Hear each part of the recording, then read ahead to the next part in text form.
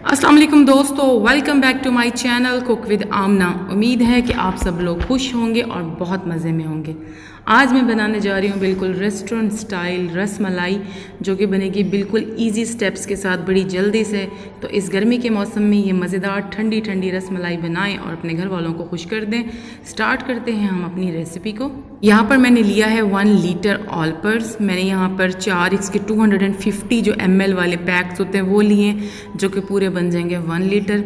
तो अगर आपके पास 1 लीटर खुला दूध है तो आप वो भी इस्तेमाल कर सकते हैं। पैन में मैं इन चारों को डाल दूंगी और इनको पकने के लिए रख दूंगी। हल्की आंच पर पकाऊंगी मैं इसको आधा घंटे के लिए। ऑल पर्स ऑलरेडी गाढ़ा होता है तो इसलिए इसको बहुत ज़्यादा पकाने की ज़रूरत नहीं है। रसमलाई बनाने के लिए हमें चाहिए होगा 2 किलो दूध, जिसको हमने फाड़ना है। इसका पूरा प्रोसीजर मैंने अपनी गुलाब जामुन वाली वीडियो में शेयर किया हुआ है और इसका लिंक भी मैं दे दूंगी। तो अगर किसी ने मेरी वो वीडियो नहीं देखी तो जाएं प्लीज़ और उस वीडियो को देख लें और वहाँ से आप इसका कंप्लीट तरीका सीख लें कि किस तरह दूध को प्रॉपरली फाड़ सकते हैं। 2 kg दूध को फाड़ने के बाद वो इस तरह की शक्ल में आ जाएगा और उसके बाद हमने इसके अंदर शामिल करना है मैदा, जो कि मैंने लिया है हाफ़ प्याली या 120 ग्राम। इसको इसके अंदर शामिल करने के बाद मैंने बहुत अच्छे तरीके से मैदे और फटे हुए दूध को मिक्स करना है। हथेली का इस्तेमाल करना है और इसको बिल्कुल यकजान कर देना है। बहुत अच्छे तरीके से इसको मैं मिक्स करूँगी। तकरीबन 10 से 15 मिनट मुझे इसको लग जाएंगे प्रोसीजर को मिक्सिंग में। जब ये बिल्कुल सॉफ्ट सा मुलायम सा मटेरियल बन जाएगा तब तक मैं इसको मिक्स करती रहूँगी। तो आप देखें कि मैं मिक्स कर रही हूँ मैदे और फटे हुए दूध को। मैं अपने स्लैब पे ही कर रही हूँ क्योंकि बिल्कुल साफ़ सुथरा था। आप चाहें तो किसी बर्तन वगैरह में भी मिक्सिंग कर सकते हैं।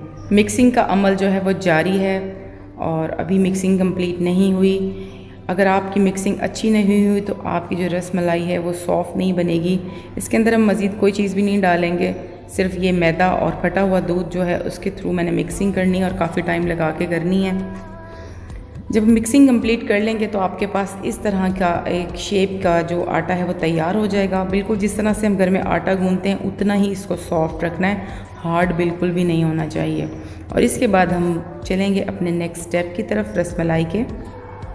दूध अच्छी तरह से पककर गाढ़ा हो चुका है और अब इसके अंदर मैं शामिल करने जा रही हूँ चीनी जो कि मैंने ली है 1 कप। अगर आपको ज़्यादा मीठा पसंद है तो आप थोड़ी सी ज़्यादा भी डाल सकते हैं एज़ पर योर टेस्ट।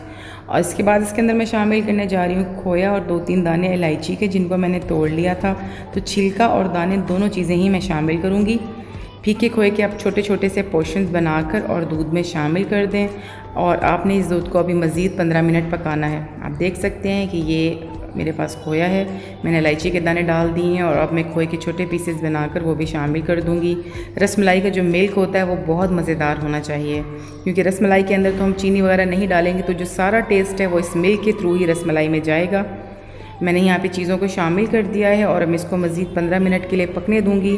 दूध मज़ीद गाढ़ा हो जाएगा और मज़ीद मज़ेदार हो जाएगा और इसके बाद हम चलते हैं अपने नेक्स्ट स्टेप की तरफ। दोस्तों, एक साइड पर दूध बॉईल हो रहा है और दूसरी साइड पर मैंने पानी बॉईल होने के लिए रख दिया है और मैं यहाँ पर वो आटा जो कि मैंने रस मलाई के लिए गूंदा था वो लेकर आ जाऊँगी और इसके अंदर मैंने छोटे छोटे से गोल पेड़े बनाकर और डाल देने हैं और रसमलाइयों को 15 मिनट तक पकाना है। रसमलाई यहाँ पर अपनी शेप से डबल हो जाएगी, फूल जाएगी और उसके बाद हम चलेंगे अपने नेक्स्ट स्टेप की तरफ। मैं आपको दिखा देती हूँ कि मैंने किस तरह की शेप बनाई है। अगर आपको ये शेप पसंद नहीं तो आप अपनी मर्ज़ी की भी शेप बना सकते हैं। तो ये मैंने सारी जो रसमलाइयाँ इसके अंदर 15 से 20 पानी के अंदर डाल दी हैं और इसके बाद हम चलेंगे अपने नेक्स्ट स्टेप की तरफ। रसमलाई को मैंने 15 मिनट तक पानी के अंदर बॉईल कर लिया है और अब मैंने पानी से इनको निकाल लिया है।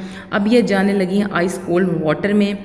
उसका रीज़न ये है कि अगर मैंने इसको ठंडे पानी में ना डाला तो और गर्म पानी में रहने दिया तो ये मज़ीद गर्म पानी अपने अंदर सोख कर लेंगी और ये टूट जाएंगी। इसलिए इनके टेम्परेचर को मेंटेन करने के लिए इसको मैं बहुत ठंडे पानी में डालूँगी ताकि इनकी शेप ख़राब ना हो और अपनी ये इसी शेप में रह जाएँ। और इसके बाद चलते हैं हम अपने नेक्स्ट स्टेप की तरफ। रसमलाई का जो मिल्क है वो बिल्कुल तैयार हो चुका है, जिसके अंदर मैंने डाला था खोया, चीनी और इलायची। और अब इन ठंडी रसमलाइयों को मैं उबलते हुए गर्म दूध में डालूंगी और यहाँ पर मैं इनको मज़ीद 15 मिनट तक पकाऊंगी, जिससे ये मज़ीद सॉफ्ट हो जाएंगी लेकिन टूटेंगी बिल्कुल भी नहीं। और उसके बाद मैं इसको ठंडा करूंगी और फैमिली को सर्व करूंगी।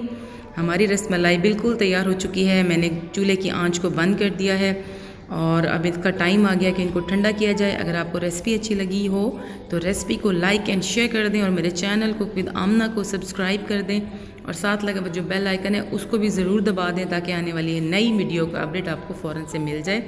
स्टे ट्यून, मिलते हैं अपनी नेक्स्ट वीडियो में।